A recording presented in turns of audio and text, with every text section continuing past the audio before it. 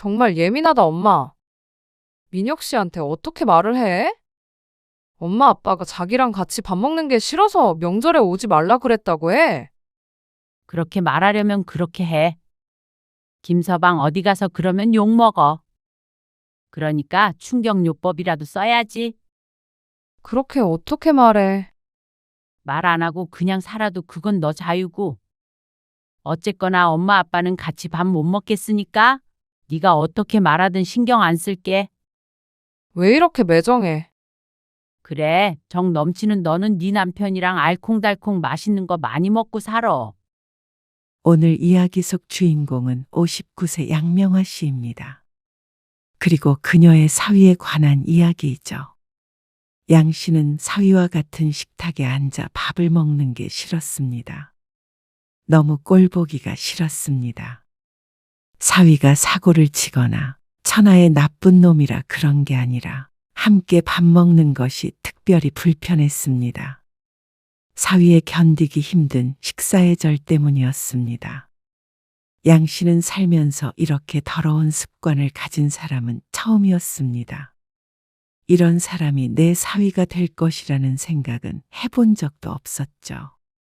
쩝쩝 소리를 내는 것은 기본이었고, 먹었던 젓가락으로 함께 먹는 반찬을 뒤지는 것은 욕할 것도 아니었습니다. 경악하는 양 씨 부부에게 딸은 가족이라는 이름으로 이해를 하라고 했습니다.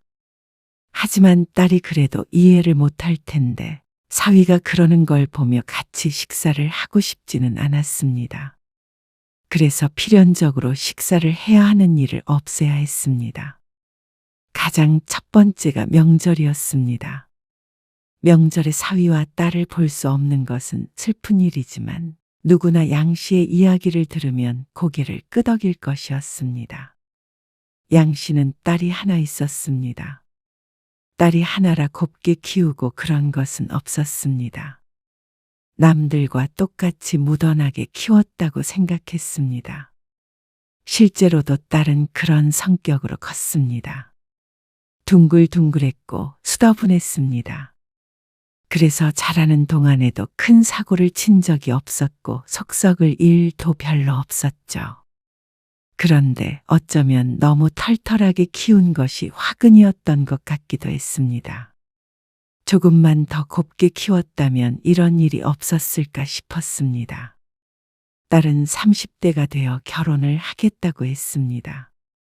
성격이 좋아서 엄마 아빠도 마음에 들어 할 거야. 딸의 말을 듣자면 직장도 좋다고 했고 뭐 하나 부족한 게 없어 보이는 사위였습니다. 그래서 양 씨 부부도 딸의 결혼 소식을 반겼습니다. 당신은 안 서운해? 외동딸이 결혼한다고 그러면 아빠들이 서운해 한다던데. 아들 하나 더 생긴다고 생각하면 되지 않아. 그런가? 양 씨는 정말로 그렇게 생각했습니다. 그래서 딸이 사위를 데리고 인사를 오겠다기에 며칠 전부터 설레었습니다. 음식이 좀 부족할까? 지금도 식탁 주저앉으려고 해. 먹성이 좋대잖아. 아무리 먹성이 좋아도 그걸 어떻게 다 먹어? 양 씨가 식탁을 보며 고심하자 남편이 말렸습니다. 조금 과장을 보태자면 정말로 상다리가 부러질 듯 차려져 있었습니다. 처음 사위를 만나는 자리인이 정성을 다해서 차렸죠. 몇 분 뒤에 도착한 사위는 인상이 참 좋아 보였습니다. 덩치가 꽤나 있는 편이었는데 요즘 빼빼 마른 젊은이들보다는 훨씬 보기가 좋다고 생각했습니다. 김민혁이라고 합니다. 어서 와요. 양 씨 부부는 사위와 웃으며 인사를 나누었습니다. 이럴 게 아니라 일단 앉아서 먹으면서 얘기하자고. 남편이 식탁으로 모두를 이끌었습니다. 양 씨는 국자 등을 챙겨서 마지막으로 자리에 앉았습니다. 사위가 설레는 표정으로 양 씨에게 말했습니다. 이걸 다 직접 차리신 거예요? 뭘 좋아할지 몰라서 이것저것 해봤어요. 아, 매운탕 좋아한다면서요? 네, 엄청 좋아합니다. 딸에게 미리 들어 매운탕을 준비했습니다. 사위는 거의 침을 흘릴 것 같은 표정으로 식탁을 뚫어져라 보고 있었습니다. 남편이 식사하자고 말하자 사위가 얼른 젓가락을 들었습니다. 음식이 입에 맞을까 걱정되어 양 씨가 사위를 유심히 지켜보았습니다. 무엇을 좋아하는지도 눈여겨보려고 했는데 그의 젓가락이 눈에 띄었습니다. X자로 교체된 젓가락이 음식을 집을 수 있을까 싶을 만큼 불편해 보였습니다.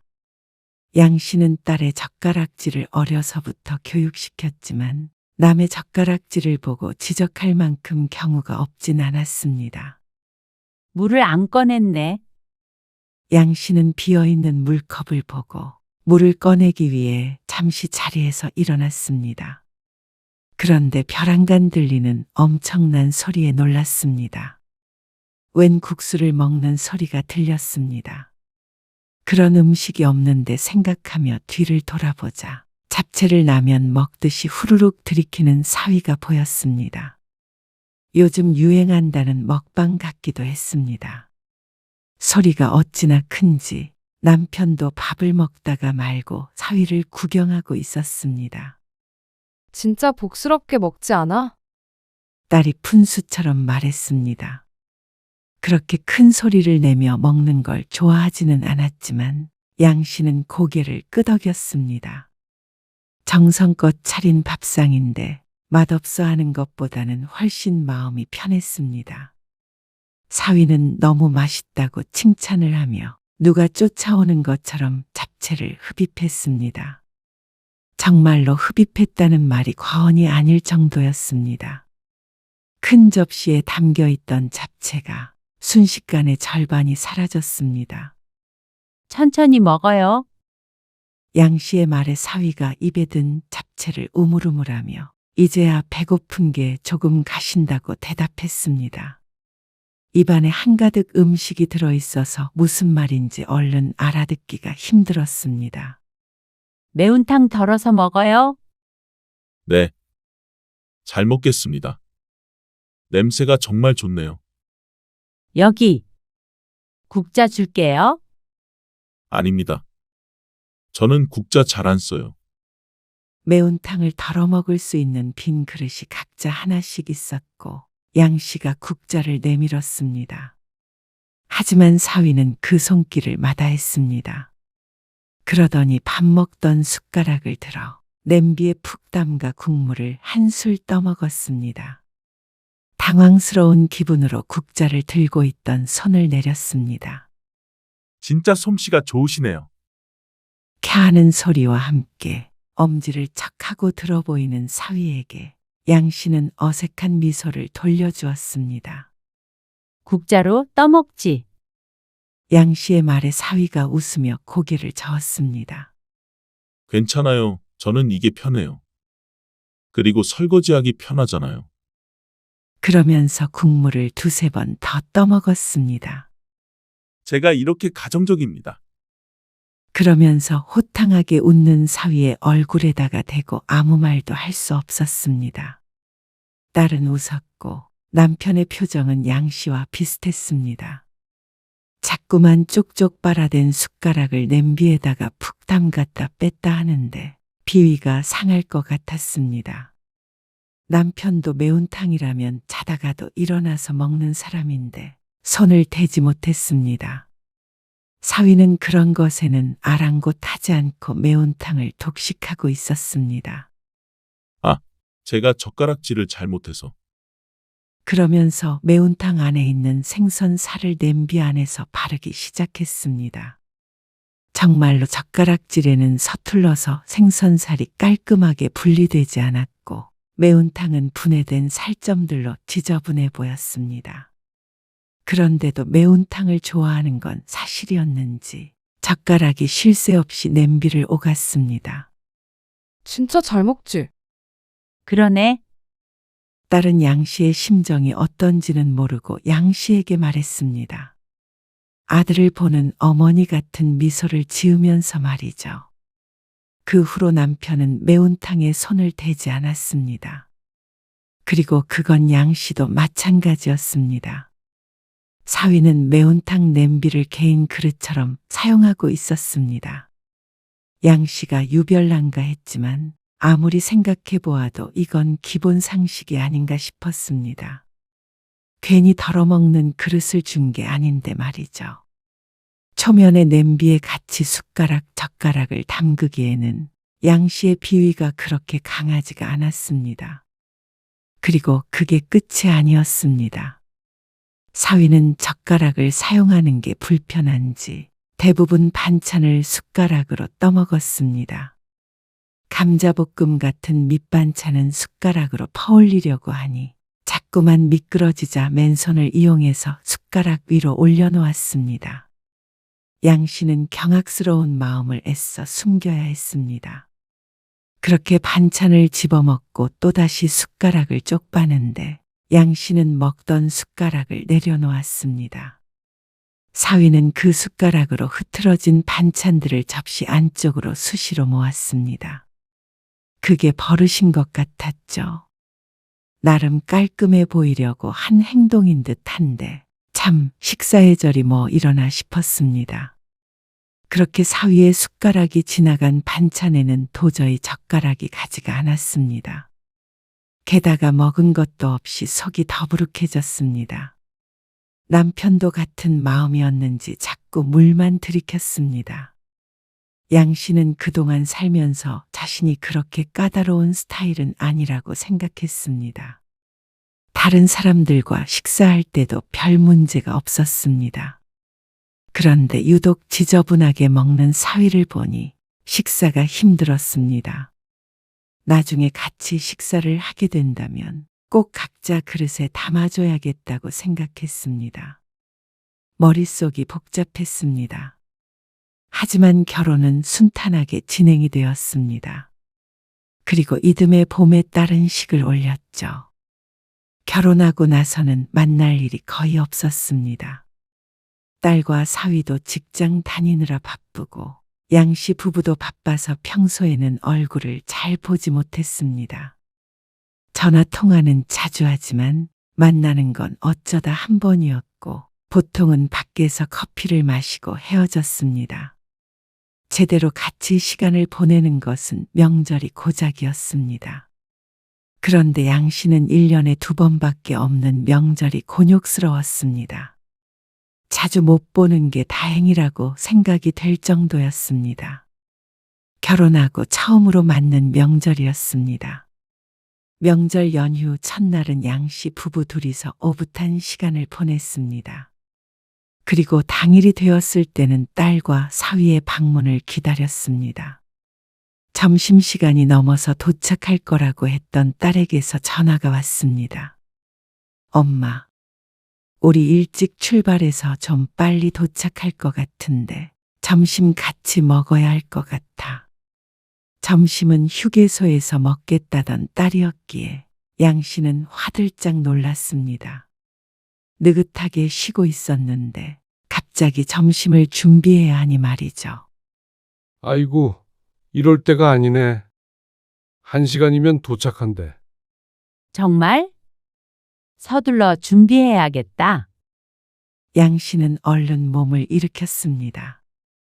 남편도 옆에서 양 씨를 거들었습니다. 그래도 명절이라 이것저것 준비를 했는데 요리를 하려면 한참 걸릴 것이었습니다. 엄마, 우리 왔어. 어머, 벌써 왔니? 그런데 딸은 전화로 얘기했던 시간보다도 일찍 도착했습니다. 아직 요리를 상을 차리려면 좀 더 있어야 했습니다. 아, 배고프다. 사위가 들어서면서 한 첫말이었습니다. 인사는 그 뒤로 이어졌습니다. 잘 지냈어? 남편이 사위에게 인사를 건넸습니다. 그리고 부엌에서 나와본 양 씨는 사위를 보고는 조금 놀랄 수밖에 없었습니다. 2-3달 전에 한 번 보았는데 그때보다 살이 많이 찐 모습이었습니다. 그때도 결혼 전보다 통통해졌다고 생각했는데 지금은 순간 누구인지 못 알아볼 만큼 살이 올라 있었습니다. 아, 배고프다. 아침을 너무 부실하게 먹어서 그런지 배가 너무 고프네요. 사위는 집에 들어서는 그 순간부터 배고프다고 노래를 불렀습니다. 아침에 먹은 떡국 때문에 너무 빨리 배가 꺼졌다며 말이죠. 자기 엄청 많이 먹었잖아. 그래도 떡국은 배가 금방 꺼져. 사위가 그러자 양 씨의 마음이 너무 조급해졌습니다. 잠깐만 기다려. 금방 밥 차리니까. 양 씨는 바쁘게 요리했습니다. 남편도 옆에서 분주하게 반찬을 놓았습니다. 식탁엔 밑반찬이 몇 개 차려져 있었습니다. 양 씨는 국을 끓이며 옆에서 고기를 볶고 있었습니다. 그런데 사위가 옆으로 오더니 수저통에서 숟가락과 젓가락 한 세트를 쏙 빼갔습니다. 양 씨가 의아한 표정으로 뒤를 돌아보았는데 사위가 밥솥에서 밥을 한 그릇 푸더니 자리를 잡고 앉았습니다. 아직 덜 됐으니까 거실에서 기다려. 식탁에 앉아서 기다리나 싶어서 양 씨가 말했습니다. 그런데 이어지는 사위의 행동에 양 씨의 얼굴엔 물음표가 떠 있었습니다. 혼자서 식사를 시작한 사위. 양 씨도 남편도 하던 일을 멈추고 사위를 쳐다보았습니다. 제가 배고픈 건 잘 못 참아서요. 에이, 기다렸다가 같이 먹지. 나는 어차피 오래 먹으니까 지금부터 먹고 있어야 속도가 맞아. 그러면서 웃는데 양 씨는 조금 기가 질리는 기분이었습니다. 남편이 그랬다면 숟가락을 빼빼섰을 텐데 사위라 잔소리를 하는 게 불편했습니다. 내 자식이 아니기 때문에 따끔하게 얘기하기가 어려웠죠. 남편도 당황한 듯 했습니다. 이런 경우는 처음이었습니다. 식사 준비하는 사람을 두고 혼자서 밥을 먹는다는 게 양 씨의 상식에서는 이해가 가지 않는 일이었습니다. 하지만 딸은 그런 사위를 두고 별 생각이 없는 듯 했습니다. 예의가 아니면 충분히 알 텐데 말이죠. 양 씨는 그냥 서둘러 밥을 차리자 싶었습니다. 손이 빨라졌습니다. 10분쯤 지나서 상이 다 차려졌습니다. 찌개가 아닌 국이라 각자 앞에 하나씩 있었고 생선을 구운 것도 하나씩 덜어서 따로 줬습니다. 그런데 모든 반찬을 각자 줄 수는 없었습니다. 한창 식사를 하던 사위는 양 씨가 마지막으로 놓은 접시를 보더니 젓가락을 뻗었습니다. 고추 장아찌였는데 한 입 베어 물더니 또다시 맛있다고 엄지를 세웠습니다. 그 모습에 뿌듯했던 것도 잠시. 한 입 베어 문 고추를 다시 접시에 가지고 가서 양념을 묻히는 것에 얼굴에 실금이 갈 것 같았습니다. 맛있으면 그 앞으로 좀 덜어줄까? 양 씨가 애써 속마음을 감추며 물었습니다. 따로 줘야 할 것 같았는데 사위는 됐다며 웃었습니다. 또 설거지 얘기였습니다. 사위와 식사를 할 때마다 충격을 받는 듯했습니다. 별거 아니라고 생각할 수 있겠지만 양 씨도 스스로가 이렇게 비위가 약한 사람인지 처음 알았습니다. 그래도 가족이다 생각하자 싶었습니다. 그러면 더럽다고 핀잔하긴 해도 아예 안 먹지는 않을 테니 말이죠. 그런데 사위는 거기에서 그치지 않았습니다. 다 먹은 고추장아찌 꼭지를 자신의 앞에 두는 게 아니라 반찬이 담긴 접시 끝에 걸쳐 놓았습니다. 이게 무슨 일인가 싶었습니다. 꼭지가 깨끗하게 떼진 것도 아니었고 고추에 이 자국이 그대로 있는 상태였습니다. 양 씨가 조심스럽게 꼭지를 집어다가 식탁에 두었습니다. 혹시나 실수였나 싶었지만 그 다음도 또 그 다음도 똑같은 행동을 했습니다. 그러면 다른 사람들은 그 반찬을 어떻게 집어먹으라는 것인지 몰랐죠. 그쯤 되자 사돈네에서 어떻게 가르쳤나 하는 생각이 들 수밖에 없었습니다. 너무나도 당연하다는 듯한 행동을 보면 어려서부터 그렇게 해왔던 것 같았습니다. 장모님은 왜 고기를 안 드세요? 먹고 있어. 사위의 말에 양 씨가 고기 볶음을 집어서 입에 넣었습니다. 그런데 사위가 고개를 저으며 대꾸했습니다. 그 고기 말고요. 국에 있는 고기요. 소고기잖아요. 아, 보라 엄마는 물에 빠진 고기는 잘 안 먹어. 정말요? 맛있는데. 잘 안 먹게 되네. 앞에 놓인 소고기 묵국을 양 씨가 숟가락으로 휘저으며 말했습니다. 소고기를 피해서 뜬다고 떴는데 몇 점 들어 있었죠. 그러자 사위가 아깝다며 숟가락을 입에 문 채로 말했습니다. 그리고 말릴 새도 없었습니다. 그럼 고기는 제가 먹을게요. 저는 좋아해요.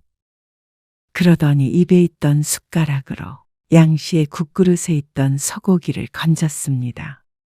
두세 점을 건지기 위해서 이리저리 숟가락이 국 속을 왔다 갔다 했습니다. 입맛이 뚝 떨어졌습니다. 남편은 눈을 질끈 감았죠. 나름 친근함의 표현인 것 같기는 했지만 너무 놀랐습니다.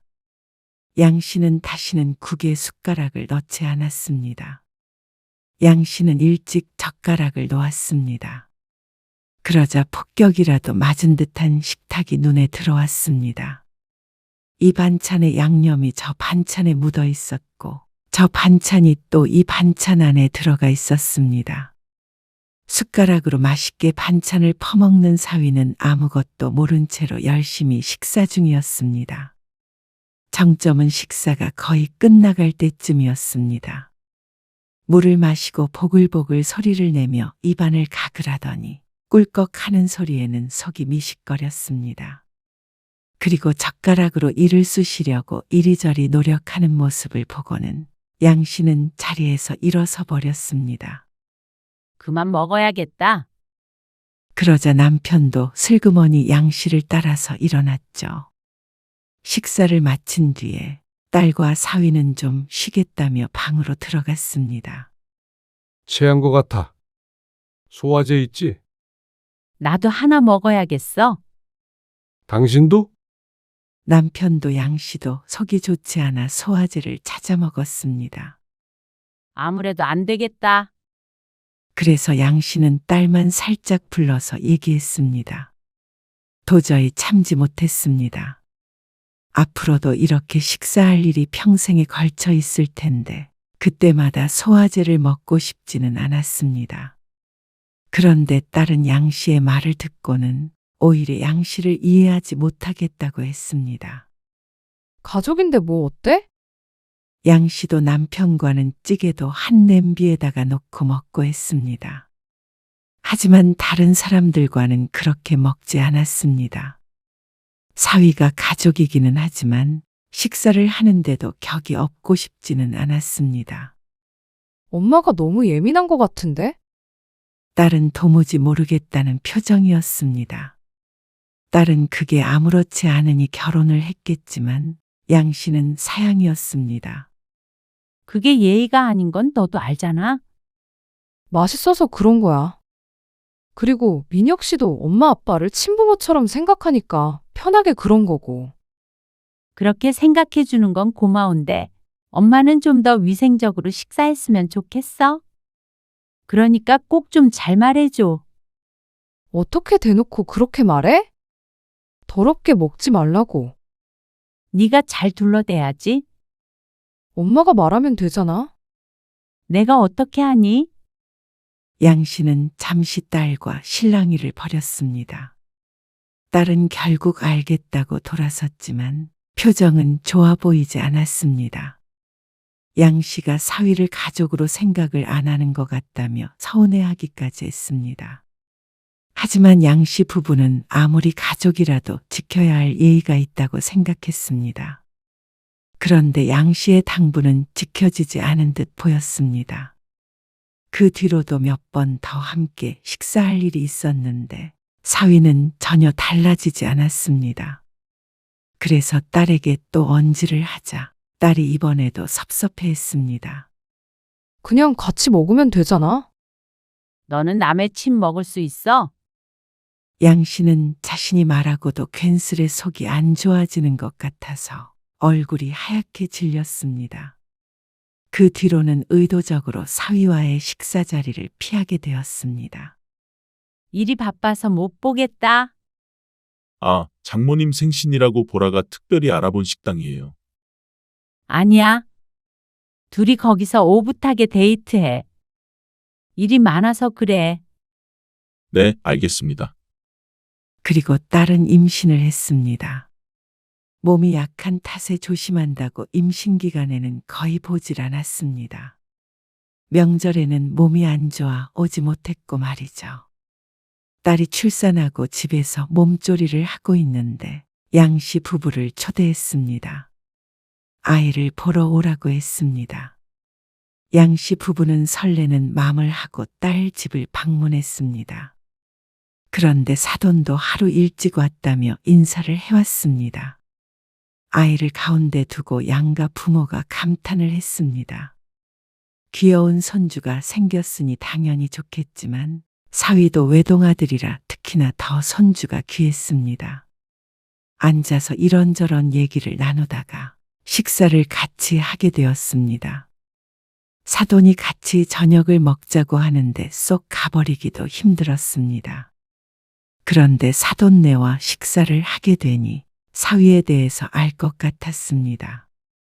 상견례 때는 워낙 긴장도 하고 결혼에 대해 상의를 하느라 다들 식사를 제대로 하지 못했었습니다. 그래서 몰랐죠. 안사돈의 식사 습관이 사위와 빼다박은 듯했습니다. 안사돈과 사위 둘이 식탁에 앉아 그러고 있으니 가관이었습니다.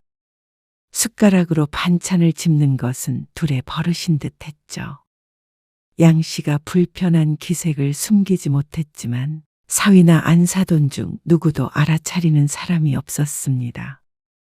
아무래도 이 집 식구의 문화 같은 것인가 싶었습니다. 양씨 부부는 기가 질려버렸습니다.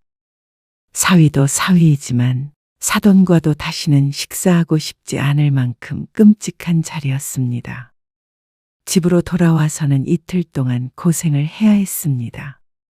먹은 게 단단히 얹히는 바람에 손가락을 몇 개나 딴지 몰랐습니다. 딸에게 말해도 소용이 없으니 양씨 부부도 이제는 별 수 없었습니다.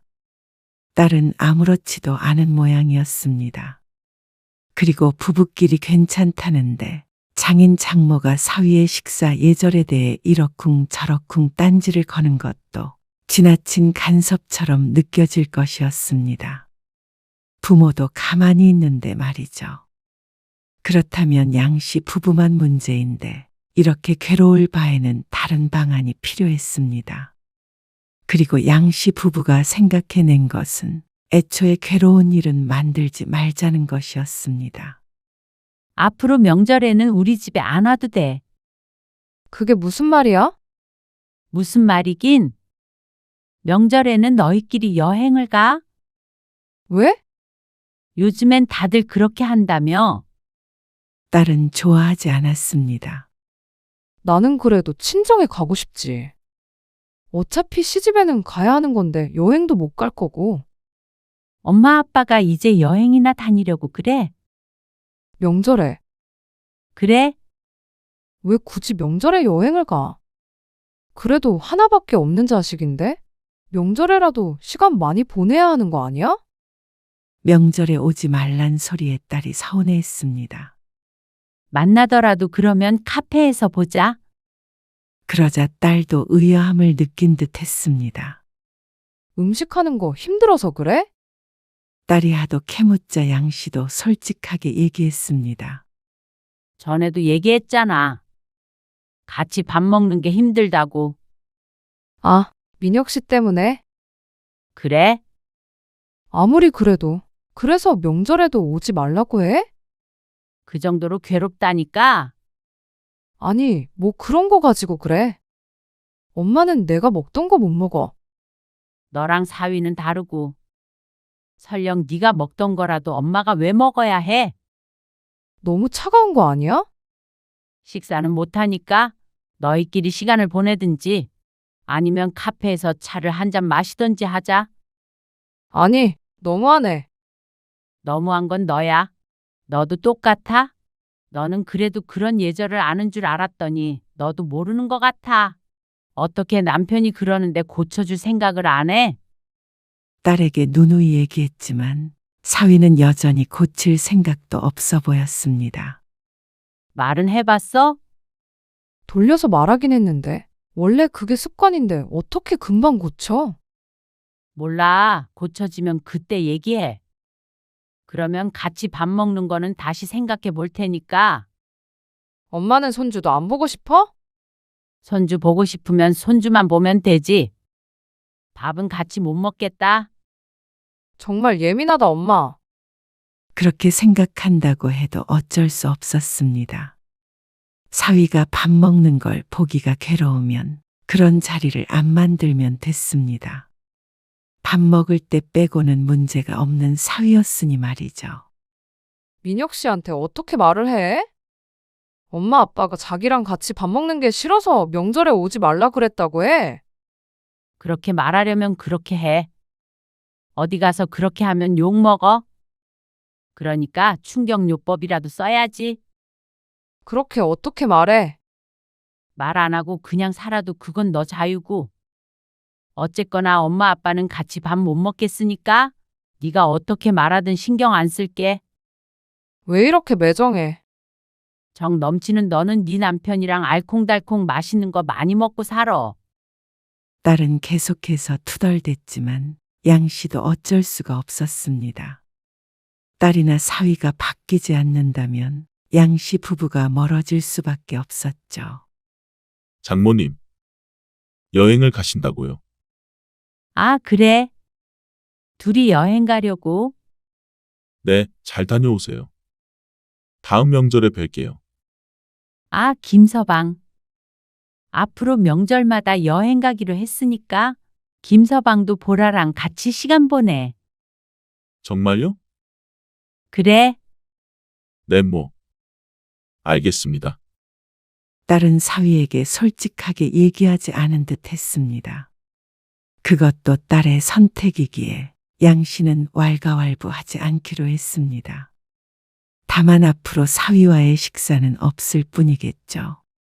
그런 양 씨 부부를 딸은 차갑다고 했지만 또다시 그런 괴로운 식사는 하고 싶지 않았습니다. 언젠가 사위가 바뀔 수는 있겠지만 적어도 그때까지는 명절이고 언제고 사위와 함께 밥을 먹는 일을 없을 것이었습니다.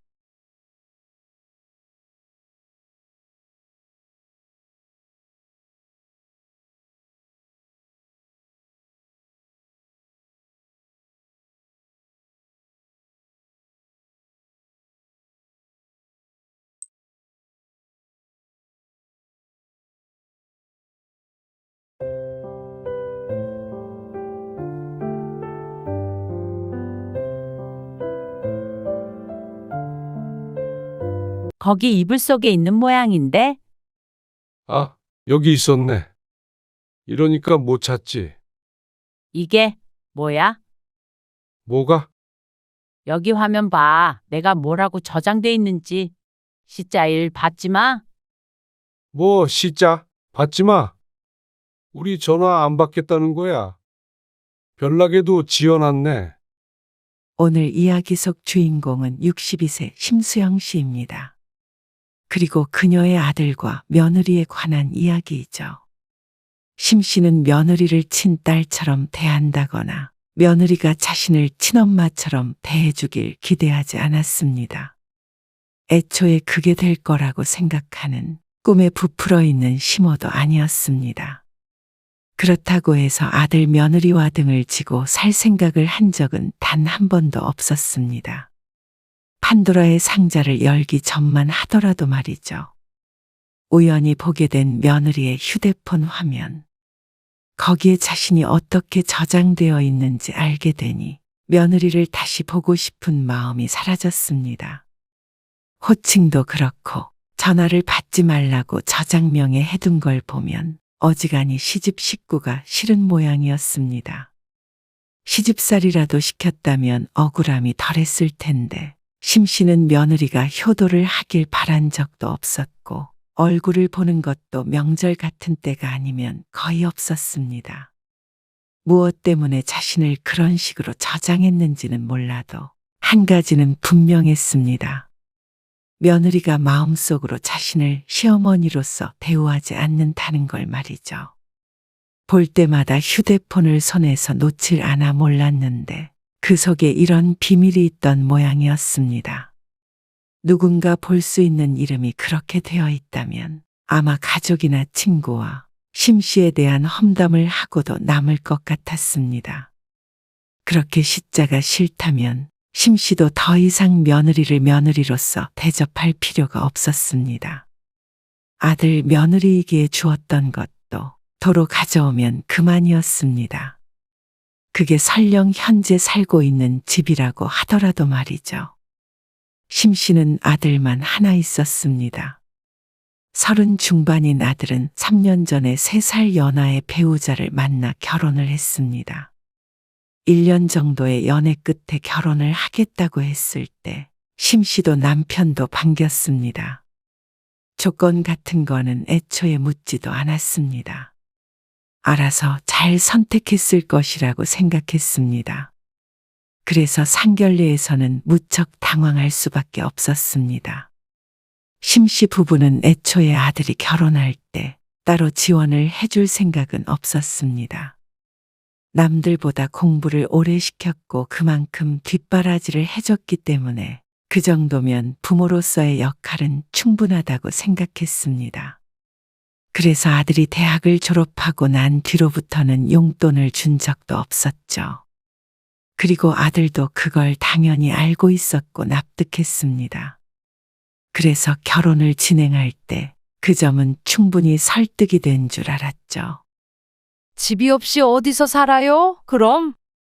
집 없이 살지는 않겠죠? 애들도 다 생각이 있겠죠? 저희는 그렇게 시집은 못 보내요. 네? 무척 공격적인 말투를 구사하는 안사돈 때문에 심 씨는 얼른 대답을 하지 못했습니다. 식사를 잘하다가 갑자기 결혼을 못 시키겠다는 소리를 들으니 당혹스러울 수밖에 없었습니다. 최소한 집은 있는 상태로 결혼을 해야죠. 안 그러면 요즘 세상에 애 낳고 어떻게 살아요? 아, 애들도 모아둔 돈이 있을 테니까 전세를 가든지 하면 되죠. 전세요? 네. 아니면 집을 사더라도 대출을 받고 나머지 부분은 애들 능력껏 하면 되니까요. 작은 집에서 넓혀가는 것도 아니요. 아니요. 그건 아니고요. 안사돈이 심 씨의 말어리를 자르며 끼어들었습니다. 저희는 다 갖춰놓고 결혼시킬 생각이었어요. 그 능력이 안 되면 당장 결혼시킬 생각이 없네요. 당시 며느리의 나이가 29이었습니다. 아직 이르다고 생각하는 것도 이해는 갔습니다. 하지만 이렇게 상견례에서 결혼을 시키네 못 시키네 할 줄은 몰랐습니다. 어떤 말을 하더라도 설득이 될 것 같지가 않았습니다. 대출 갚느라 딸이 팍팍하게 사는 걸 원하지 않는다고 했습니다. 그런데 더욱 황당한 점은 그 말에 저희가 반씩 보태서 집을 사주자가 아니었습니다. 저희는 윤지 이만큼 키우는 것만으로도 힘들었어요. 여력이 되지 않는다는 말을 무척 당당하게 했습니다. 그러고는 그 모든 걸 심씨 부부가 해주길 원했습니다. 그래야 딸을 보내겠다고 했죠. 도대체 무슨 배짱인지 몰랐습니다. 결혼을 시키기 싫으면 말라는 식의 모멸감이 느껴지기까지 했습니다. 못난 아들을 사정사정해서 장가 보내는 것도 아니고 심 씨의 아들도 부족할 것 하나 없는 입장이었는데 말이죠. 심 씨는 아들을 쳐다보았습니다. 아들도 들은 바가 없는지 심 씨처럼 심란한 표정이었습니다. 그나마 그건 다행이라고 생각했습니다. 아들도 같은 생각이면 답이 없다고 생각했으니 말이죠. 상견례는 어영부영 끝났습니다. 그리고 심씨 부부가 아들에게 물었습니다. 너는 이런 결혼을 꼭 해야겠냐? 아들이 말없이 고개를 숙였습니다. 괴로운 표정에 심씨도 짙은 한숨만 나왔습니다. 제가 윤지랑 얘기해서 잘 해결해 볼게요. 그래? 심씨는 달리 해줄 말이 없었습니다. 아들이 잘 해결해 본다고 하니 현명한 방향으로 잘 결정했으면 했습니다. 그쪽 부모를 설득한다면 오늘의 일은 잊고 결혼시킬 마음이 있었습니다. 하지만 아들은 누구도 설득하지 못했습니다. 결국 울며 심씨 부부를 설득하려 찾아왔을 뿐이었습니다. 저 윤지 아니면 안 돼요. 그래서 집을 사달라는 말이야? 아들은 말이 없었고 그 뜻은 긍정이었습니다. 심씨 부부는 밤새 잠도 못 자고 고민을 했습니다. 그쪽의 뻣뻣한 협박에 응하고 싶은 마음은 없었습니다. 하지만 아들이 그토록 원한다는데 부모로서 고민이 안 될 수가 없었습니다. 그렇게 일주일가량 심씨 부부는 고심했습니다. 그리고 결론을 내렸습니다. 그럼 그 빌라를 정환이네 줘. 심씨 부부가 5년 전에 매입했던 빌라가 있는데 나중에 올라가서 직접 살려고 전세를 주다가 최근에 리모델링을 하고 비워놓은 집이었습니다. 리모델링 한 게 아까워서 다시 새를 놓을까 아니면 그냥 비워두고 1, 2년 뒤에 들어갈까 고민했죠. 아들네가 사는 지역이 심씨 부부가 젊었을 적 살던 동네라 노후를 그쪽에서 보낼 계획이었습니다. 월세를 받아도 쏠쏠하겠지만 아들이 그게 아니면 결혼을 못한다고 하니 내주자 싶었습니다. 감사해요. 그냥 가져가진 않을게요. 아들이 집을 마련하기 위해 모아둔 돈을 심씨에게 주겠다고 했습니다. 그걸 받아도 집값에는 한참 못 미쳤습니다. 하지만 심씨는 굳이 사양하지 않았습니다. 명의는 천천히 옮겨주기로 했습니다. 아들은 그렇게 결혼을 했고 심씨 부부는 상견례 때의 일은 잊기로 했습니다. 사돈네를 따로 만날 일도 별로 없을 테니 말이죠. 며느리에게도 그날의 일은 언급하지 않았습니다. 저들이 좋아서 결혼을 했고 심씨 부부도 도와줄 여력이 되니 도와줬기 때문에 이제는 다 정리가 된 문제라고 생각했습니다. 그런데 아들이 결혼하고 몇 달 뒤에 지나가는 말로 이야기했습니다. 애기요. 저희는 계획 없어요. 천천히 낳는다고? 그렇게 될 수도 있지만 지금으로서는 안 갖는 쪽으로 생각하고 있어요. 너희 둘이 그렇게 상의한 거야? 윤지도 애를 잘 키울 자신이 없대요. 결혼 전부터도 그랬고요. 그 말에 조금 서운했다면 심씨가 너무 옛날 사람인가 싶었습니다. 아이를 안 갖는 거야 둘 문제겠지만 그래도 심씨에게는 손주가 있고 없고의 차이인데 말이죠. 아이를 안 가질 거라는 말을 미리 해줬으면 좋았을 거란 생각을 했습니다. 아들이 하나니 아이를 안 가진다면 심씨 부부도 영영 손주를 못 보는 것이었습니다. 뭘 기대해? 남편도 고개를 절레절레 젓고 말았습니다.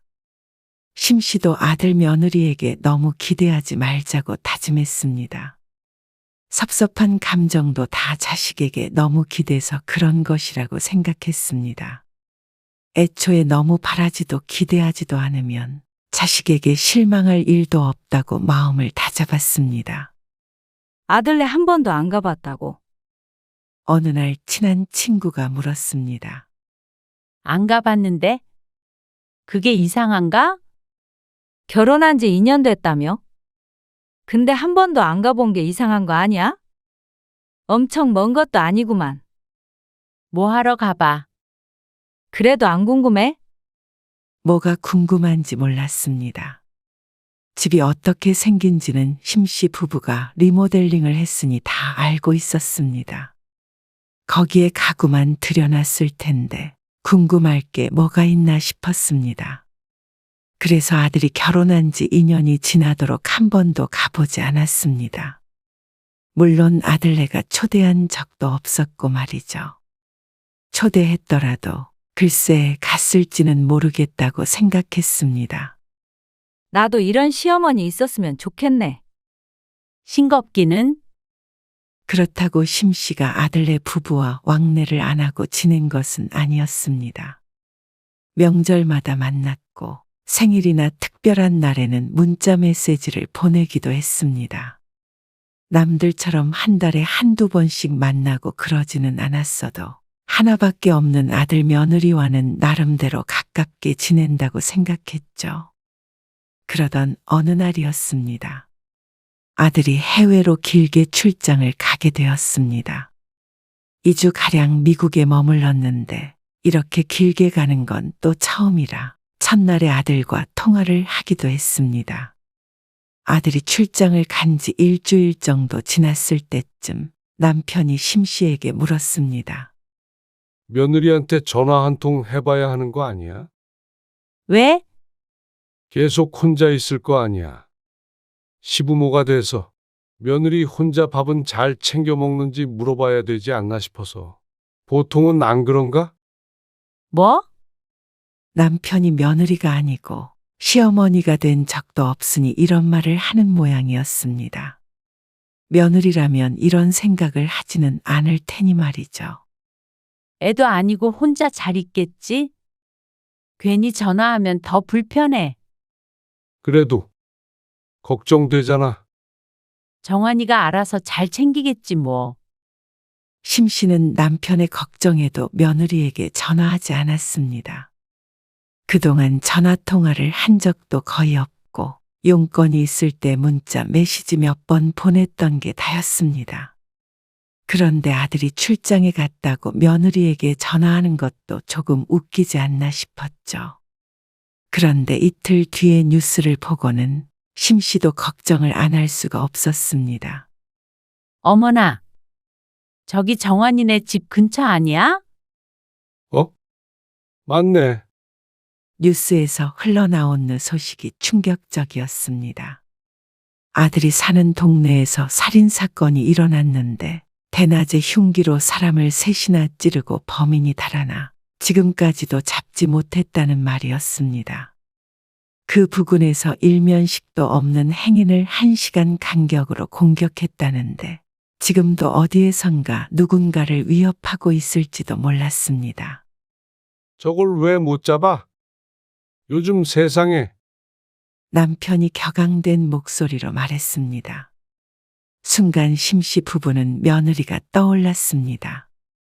범인이 다녀갔다는 마트가 며느리가 있는 빌라와 걸어서 불과 5분밖에 떨어지지 않은 곳이었기 때문이었습니다. 아주 잘 아는 동네였습니다. 며느리는 퇴근해서 집에 있을 시간이긴 한데 퇴근 시간에 별일이 없었는지 연락을 안 해볼 수가 없었습니다. 전화를 안 받아. 심씨가 전화를 걸었지만 신호음이 길게 울렸습니다.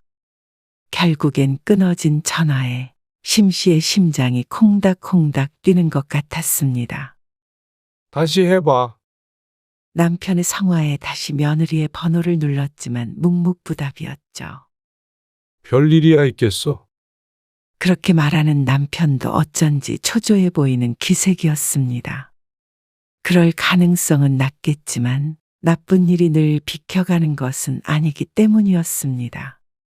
30분쯤 있다가 다시 걸어보았지만 며느리는 끝내 전화를 받지 않았습니다.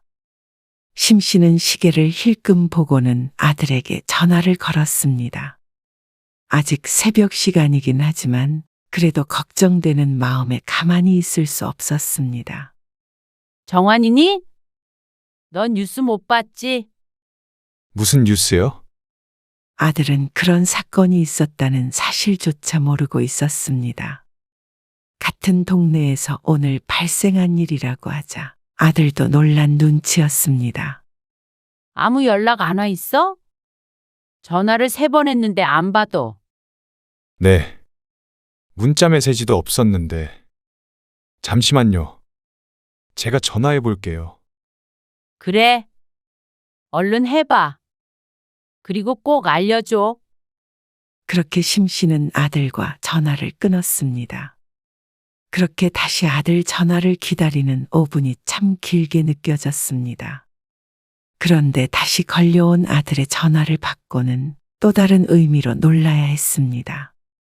윤지 집에 잘 있대요. 그 일도 모르고 있던데요. 문잘 잠그라고 했어요. 내일도 주말이니까 집 밖으로 안 나간대요. 바로 며느리와 통화가 된 모양이었습니다. 안심이 되는 한편 조금 황당했습니다. 부재중 전화가 그렇게 찍혀 있을 텐데 다시 연락도 안 주나 싶었습니다. 심 씨가 인상을 찌푸렸는데 그걸 보기라도 한 사람처럼 아들이 말했습니다. 아, 그리고 엄마 전화는 윤지가 모르는 번호라서 일부러 안 받은 거래요. 뭐? 윤지가 원래 모르는 전화는 잘 안 받거든요. 원래 그러고 말고가 중요한 게 아니었습니다. 모르는 번호라는 게 중요한 말이었죠. 윤지는 내 번호도 모른대. 그러자 아들이 뜨끔한 듯이 다급히 변명했습니다. 아, 별로 연락할 일이 없으니까. 그래서 저장하는 걸 깜빡했나 봐요. 어버이날이든 생일이든 며느리의 전화를 한 통도 받아본 적이 없으니 알만했습니다. 하지만 그렇다고 하더라도 문자 메시지를 보낸 적도 있었고 결혼할 당시에 통화도 한 적이 있었는데 한 번도 저장할 생각을 안 했는지 황당했습니다. 아니면 이렇게 며느리가 시어머니 전화번호를 저장하지 않는 경우가 흔한가 싶었습니다. 요즘 사람들의 문화 같은 건가 의아했죠. 제가 저장하라고 했어요. 앞으로 연락도 자주 하고요. 아들의 말을 들어보면 요즘 사람들의 문제는 아닌 듯 했습니다. 어쨌거나 별일 없다는 말이지? 네. 아무 문제 없대요. 그래, 잡힐 때까지 어디 나가지 말고 조심하라고 그래. 그러고는 전화를 끊었지만 찜찜함만 남았습니다. 연락은 안 하더라도 예비로 저장은 해놓는 게 상식적이지 않은가 생각했습니다. 결혼한 지 2년이나 지났는데 시모가 싫으니 저장을 안 한다는 생각이 들기도 했습니다. 스치는 인연도 쉽게 전화번호를 저장하는 게 요즘 사람인데 어떻게 가족 간에 그러나 싶었습니다. 보통의 관계라면 당연히 저장을 했을 텐데 말이죠. 당신 번호를 저장 안 했대? 남편은 옆에서 참 하며 어이없어 하고 있었습니다. 심씨 부부가 너무 예민하게 생각하는가 싶었지만 나중에 주변에 물어도 며느리가 시모 번호를 저장 안 했다는 사람은 누구도 없었습니다.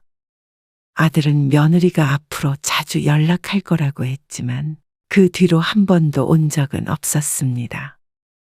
심씨도 자주 전화를 하길 바라는 것은 아니었습니다. 상식적인 선만을 바랐을 뿐이었습니다. 그리고 다음해 명절에 아들 며느리가 집에 왔습니다. 심씨 부부는 차례를 지내지 않았고 명절에도 잔치상이라기보다는 푸짐한 밥상을 차려서 먹었습니다. 명절 전날 저녁에 아들네를 만나서 다음 날 아침 일찍 헤어졌습니다. 설거지는 정훈이 네가 해. 남편이 아들에게 고무장갑을 건네며 말했고 아들은 당연하다는 듯이 받아들었습니다. 밥은 심씨 부부가 준비했으니 아들은 설거지를 했죠. 며느리는 소파에 앉아서 휴대폰을 봤습니다. 지난 3년간 보았던 광경이었습니다. 그래도 심씨는 며느리에게 일을 시킬 마음이 없었습니다. 며느리도 할 생각은 없어 보였지만 말이죠. 부엌에서 뒷정리를 하는데 설거지하던 아들이 말했습니다. 저희 아이를 가져볼까 해요. 그래? 네. 아무래도 하나는 있어야 할 것 같아서요. 그래. 너희가 알아서 잘하겠지? 심씨도 기대가 되긴 했습니다. 그래서 아들의 말에 웃음이 나왔습니다.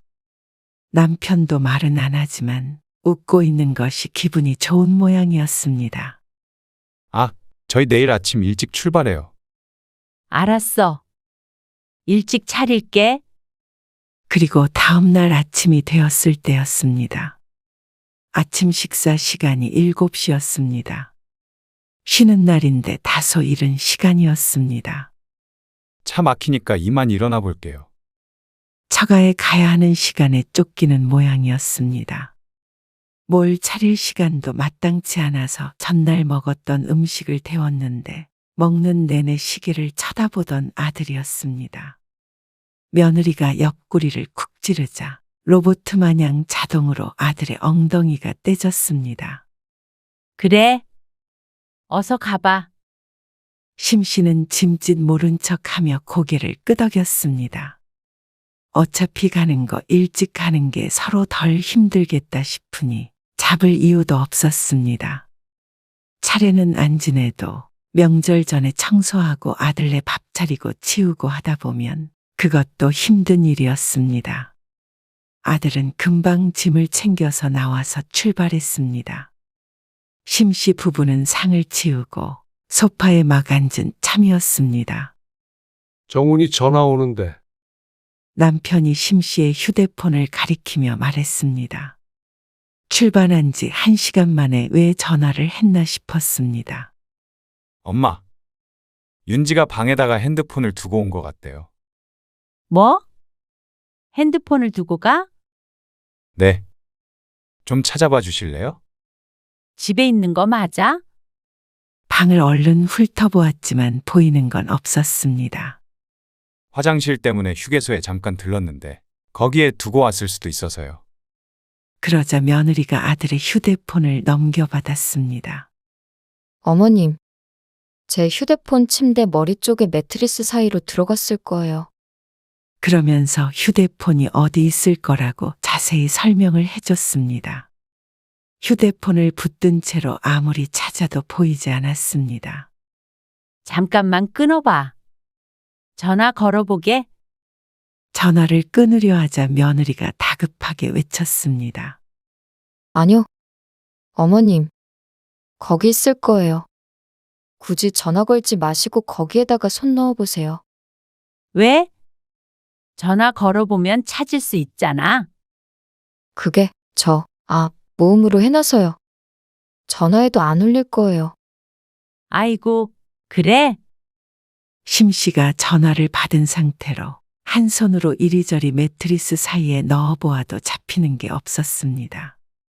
잠깐만 전화 좀 끊어봐라. 불편해서 못 찾겠네.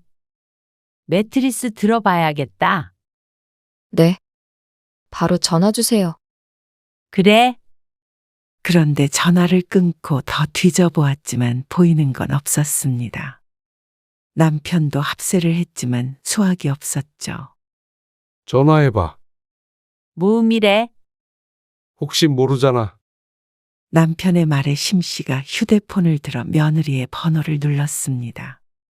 그러자 어디선가 웅웅하고 진동 소리가 들렸습니다. 무음이 아니라 진동으로 해놓은 모양이었습니다. 심씨 부부의 표정이 밝아졌죠. 거기 이불 속에 있는 모양인데? 남편의 말에 침대 한쪽에 접혀 있는 이불을 들어 털어보았습니다. 그러니까 툭 하고 며느리의 휴대폰이 그 사이로 떨어졌습니다. 아, 여기 있었네. 이러니까 못 찾지. 심씨는 웅웅거리는 휴대폰을 집어들었습니다. 이제는 통화를 종료하고 아들에게 전화를 걸어주려는데 며느리의 휴대폰 화면이 심씨의 눈길을 끌었습니다. 이게 뭐야? 뭐가? 남편도 고개를 쭉 빼고 보더니 허하며 깊은 숨을 내쉬었습니다. 화면에는 시자일 받지 마 라고 적혀 있었습니다. 언뜻 보아서는 무슨 말인지 몰랐지만 시자일이라는 것은 며느리가 심씨를 지칭하는 말인 듯 했습니다. 시어머니도 아니고 시자일이 웬 말인가 싶었습니다. 시자라는 단어가 좋은 뜻으로는 절대 쓰이지 않는 말이라는 걸 심씨도 모르지 않았습니다. 거기에다가 뒤에 있는 받지마는 도대체 왜 적어 놓은 건지 몰랐습니다.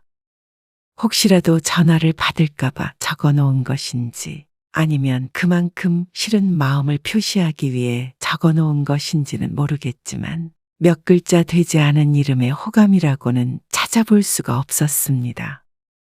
혹시 몰라 남편의 휴대폰으로 전화를 걸어보자. 이렇게 떴습니다. 시자이 받지 마. 심씨가 이리고 남편이 이인 모양이었습니다. 참 기가 막혔습니다. 비속어가 적혀 있는 것도 아닌데 이토록 기분 나쁘게 하는 것도 재주라면 재주였습니다. 시자, 받지 마. 우리 전화 안 받겠다는 거야. 별나게도 지어놨네. 남편이 혀를 찼습니다. 그치만 얼굴 빛이 무척 좋지 않았습니다. 어젯밤에 아들네가 아이를 갖기로 했다며 좋아하던 그 모습과는 무척 상반된 모습이었습니다. 그리고 심씨도 크게 다르지 않았습니다. 표정 관리가 잘 되지 않았습니다. 며느리의 머릿속을 본의 아니게 엿본 기분이었습니다. 어째서 이렇게 해놓은 것인지 묻고 싶었습니다. 그때 심씨의 휴대폰이 울리며 화면에 내 아들이라는 이름이 떴습니다. 여보세요? 찾으셨어요? 다급한 목소리의 며느리였습니다. 왜 무음으로 해놨다고 거짓말을 하며 전화하지 말라고 한지 알 것 같았습니다. 그래? 침대에 있었어. 아, 그렇죠. 지금 돌아가고 있어요. 그래? 조심히 와라. 어차피 아들네가 집으로 오고 있다고 하니 별말은 하지 않았습니다. 하지만 마음이 어지러웠습니다. 그렇게 한참을 기다리자 아들 내외가 왔습니다. 시간 엄청 버렸네요. 늦게 알아채는 바람에. 아들이 허탈하게 웃었습니다. 그리고 그 옆에서 며느리가 휴대폰이 어디 있는지 두리번거리고 있었습니다. 자, 여기 있다. 며느리는 표정이 밝아져 손을 내밀었습니다. 심씨는 그 손 위에 휴대폰을 주려다 말고 손을 잡아 뺐습니다. 아들 며느리가 어리둥절해 하는 사이에 심씨는 자신의 휴대폰을 들어 며느리에게 전화를 걸었습니다. 그러자 며느리의 얼굴 빛이 하얘졌습니다. 아들은 이게 무슨 일인가 싶어 쳐다보다가 며느리의 휴대폰 화면을 발견했습니다. 그걸 뚫어져라 쳐다보더니 갑자기 고개를 휙 돌려 며느리를 쳐다보았죠. 윤지야, 오빠, 그게 아니고. 며느리가 뭐라고 하려고 하자 심씨가 먼저 입을 열었습니다. 네 아빠는 시자이로 되어 있더라. 받지 말라고도 써 있고. 우리 이름이 참 길다. 그렇지? 엄마. 심씨의 말에 아들이 어쩔 줄 몰라 했습니다. 적어도 아들이 알고 있었던 건 아닌 듯 했습니다. 전화번호를 저장하고 나서 한 번도 전화를 한 적이 없으니까 저장한 며느리만 알고 있었을 것이었습니다. 혼자서 그걸 볼 때면 얼마나 재미있었을까 싶었습니다. 그 비밀을 심씨가 알게 됐으니 무척 유감이었습니다. 아니, 제가 전화 걸지 마시라고. 그래? 그게 네가 하고 싶은 말이야? 그러자 며느리는 다시 입을 다물었습니다. 이 이름이 무슨 뜻인지는 말 안 해도 대충 알 것 같으니까 굳이 묻지는 않을게. 그런데 우리가 너한테 뭐 잘못한 거라도 있니? 그 말에 며느리가 입술을 꼭 깨물더니 고개를 숙였습니다. 심씨는 아들이 돌아오는 그 시간 동안 아무리 생각해 보아도 없는 것 같았습니다. 애초에 접점이 많아야 서운한 일도 있을 텐데 맹세코 심씨는 며느리에게 시집살이 비슷한 것도 시킨 적이 없었습니다.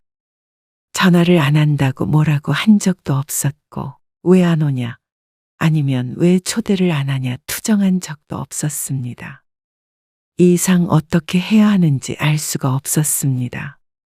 그래도 나름 잘 지내는 사이라고 생각했었는데 그건 심심한의 착각이었던 것 같았습니다. 윤지야, 얘기 좀 해봐. 오해가 있었던 거 아니야? 오해라고 하기에는 너무나도 명백했습니다. 그리고 남편의 이름도 보여주니 아들이 절망스러운 표정을 지었습니다. 더 이상 물러날 데가 없다고 생각했는지 며느리가 그제서야 입을 열었습니다. 저희 결혼할 때 처음부터 집 안 해주신 것도 서운했고요. 그 말을 시작으로 며느리는 심 씨에게 서운했던 것들을 하나하나 꺼냈습니다. 그런데 그 내용이 참 황당했습니다. 집을 해줄 때부터 잡음이 있었던 것도 서운했고, 남들처럼 신혼여행비 안 대준 것도 서운했고, 심 씨 부부는 먹고 살만한 것 같은데 자식에게 베풀지 않는 것 같아서 섭섭했다고 했습니다. 그래서 부모가 부모 노릇을 안 하는데 자식도 자식 노릇을 해야 하나 싶어서 전화도 안 했다고 했습니다.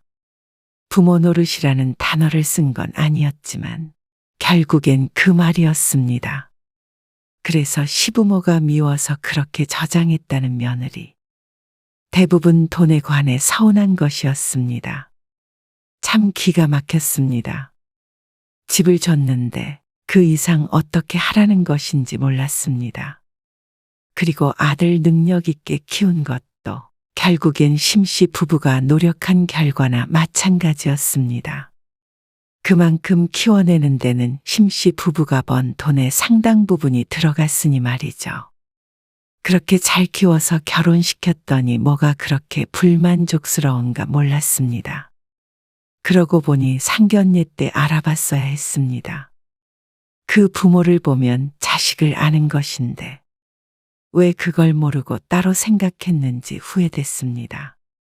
안사돈의 뜻이 며느리의 뜻이었을 텐데 말이죠. 그러니 아들도 결국 설득하지 못하고 심씨 부부에게 부탁을 했던 것이었습니다. 심씨가 너무 순진했습니다. 그렇게 하면 모든 게 다 순탄하게 풀릴 거라고 생각했습니다. 그런데 더 많은 걸 받지 못해서 시부모가 미웠다는 며느리를 어떻게 해야 할지 몰랐습니다. 며느리 마음을 돌리려면 앞으로라도 한없이 퍼주어야 맞는 것인지 기가 차서 말도 잘 나오지 않았습니다. 그래서 시집이랑 그냥 거리를 두고 살아야겠다 생각했다고? 며느리는 잠시 망설이다가 대답했습니다. 네, 아니지. 너한테는 시집이 아니라 시자지. 어머님. 그래? 말 잘했다. 거리를 두고 살아야 서로 평화롭지. 그치? 그러자 며느리가 고개를 들어 심씨를 바라보았습니다. 그래? 그렇게 우리가 밉다니까 우리도 어쩔 수가 없네. 너희 원하는 대로 멀리 거리를 두고 살자. 그러는 의미로 서로 빚지는 건 없어야겠지? 빚이요? 이 집이 우리 거잖아. 너도 시자 그늘 없이 살고 싶은 모양인데 원하는 대로 해주겠다고. 심씨가 하는 말에 아들도 며느리도 놀랐습니다. 설마 이렇게 강하게 나올 거라고 생각하지 못하는 모양이었습니다. 엄마, 아무리 그래도 이것 때문에 집에서 나가라니요. 욕을 쓴 것도 아니고. 이게 욕이 아니면 뭐야?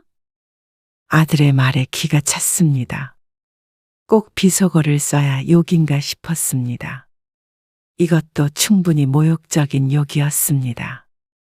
그걸 별거 아니라고 생각하고 아들 며느리와 하호하면서 살 마음은 전혀 없었습니다. 네 엄마 말이 맞아. 너희 힘으로 살아. 그러면 서로 기대하고 실망할 것도 없지. 아버님, 그 집은 저희 결혼 조건이었잖아요. 결혼 조건? 그러면 우리가 집 가져가면 뭐 너희는 이혼하는 거야? 아들이 그 말에 놀라 며느리를 쳐다보고 서로 눈빛이 오고 갔습니다. 그런 말이 아니고요. 그건 너희 둘 문제고. 그런 줄 알고 이만 핸드폰 가지고 가봐라. 심씨는 더 이상 아들 며느리를 보고 싶지 않았습니다. 아들도 무언가 말을 하려다 말고 나중에 연락을 하겠다며 며느리를 데리고 나갔습니다. 심씨 부부는 심란하긴 했지만 그렇다고 했던 말을 후회하진 않았습니다. 정말로 집을 가져올 생각이었습니다. 그런데 다음 날 밤 아들에게서 전화가 왔습니다. 죄송해요. 윤지랑은 말 잘했어요. 제가 잘 타일렀으니까 앞으로는 이런 일 없을 거예요. 타이르다니 뭘 타일렀다는 것인지 몰랐습니다. 집 문제는 없던 걸로 해주세요. 네가 타일러서 될 문제는 아니고 반성을 했든 안 했든 집은 비워줘. 직접 전화하는 것도 아니고 아들을 통해서 사과를 하는 것을 보니 어지간히 통화하기가 싫은가 보다 생각했습니다. 그러자 아들이 오히려 언성을 높였습니다. 아무리 그래도 주기로 했던 집을 가져가시는 건 아니죠. 그리고 제가 그냥 가져온 것도 아니고요. 돈 들였잖아요. 그거는 그대로 통장에 있으니까 다시 돌려줄게. 너희 살았던 3년치 월세는 제외하고. 뭐라고요? 아니, 애초에 결혼할 때 명의를 왜 안 바꿔주신 건데요? 집 맡겨놨니? 하지만 어쨌거나 그 집은 심 씨의 집이었습니다. 그리고 더 이상 아들 내외가 사는 걸 보고 싶지 않았고 말이죠. 아들이 사과를 했다가 화를 냈다가 하며 심 씨를 설득하려 했지만 심 씨는 마음을 바꾸지 않았습니다. 며느리에게서 전화가 왔을 때도 마찬가지였습니다. 어머님, 죄송합니다. 그 일이 있은 지 일주일이나 지나서 받은 전화였습니다. 진심일지 아닐지 가늠해 보는 것도 하고 싶지 않았습니다. 그래? 이사는 이달 안에 부탁한다. 어머님, 그리고 앞으로는 전화하는 일도 절대 없을 거야. 받을지 말지 고민하는 일 없으니까 걱정 마. 며느리의 흐느끼는 소리를 뒤로하고 전화를 끊어버렸습니다.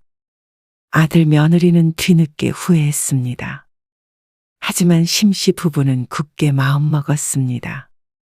부모를 우습게 하는 자식은 더 이상 마음에 두지 말자고 말이죠.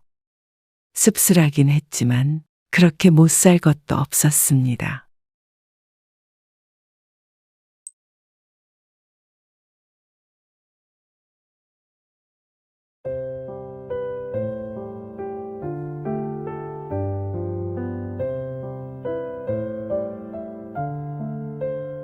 전기세만 30만 원 넘게 나왔어요. 그렇게나 나왔어? 누진세 때문인가 보다. 집에서 계속 에어컨 켜두세요? 지후 없을 때도요? 계속 켜두는 건 아니고 잠깐씩 끄기는 하지. 어머님, 그러면 저희 집은 거의 24시간 에어컨이 돌아가는 거잖아요. 그러면 당연히 이렇게 나오죠. 그러면 혼자 있는다고 한낮에 에어컨을 끄라는 소리야? 오늘 이야기 속 주인공은 64세 고성미 씨입니다. 그리고 그녀의 아들과 며느리에 관한 이야기이죠. 고 씨는 참 치졸한 이유로 아들 며느리에게 실망했습니다. 어쩌다 보니 아들네 들어와서 살고 있었지만 이런 문제로 서운하게 할 줄은 몰랐습니다. 차라리 돈을 달라고 했다면 불편하긴 해도 이런 마음이 들지는 않았을 것일 텐데 한여름에 에어컨을 트는 문제로 딴지를 거는 아들과 며느리 때문에 기가 막히기까지 했습니다. 다른 일도 아니고 손주를 봐주기 위해 집도 두고 온 부모에게 말이죠. 정말로 돈이 아까운 게 아니라 같이 사는 게 싫고 사람이 싫으니 트집을 잡는 것임을 모르지 않았습니다. 그러니까 더욱 괘씸했습니다. 그래놓고는 상주하는 도우미처럼 부려먹으려는 못된 심보가 가증스럽기까지 했습니다. 그러니 애가 어느 정도 컸는데도 쫓아내지 않고 계속해서 같이 살려는 것이겠죠. 구박은 덤이었습니다. 하지만 고 씨는 자신이 뭐가 아쉬워 이런 취급을 당하며 아들네에 머물어야 하나 싶었습니다. 그럴 이유가 전혀 없었습니다. 고 씨가 떠나면 아쉬운 사람은 고 씨가 아니라 아들 내외였습니다. 어리석은 아들 부부는 그걸 모르는 모양이었습니다. 고 씨는 딸 하나 아들 하나가 있었습니다. 고 씨는 남편의 영향으로 평생 아끼며 살았습니다. 남편은 구두쇠 소리를 들을 정도로 낭비를 하지 않았습니다. 그 덕에 없이 시작해서 집도 마련하고 먹고 살았습니다. 그래도 자식들 교육시키는 것에는 지원을 아끼지 않았습니다. 그리고 자식 둘을 결혼시키기도 했으니 지난 삶을 잘 산 것이라고 봐도 될 것 같았습니다. 남편은 세상을 떠났지만 큰 문제가 없다면 앞으로 자식들에게 손 벌리지 않고 내 한 몸 건사할 정도는 되었습니다. 그러니 이제는 혼자 잘 살기만 하면 된다고 생각했습니다. 그런데 인생이 뜻대로 되진 않았습니다. 자식들이 결혼할 때는 둘 다 똑같이 보태줬습니다.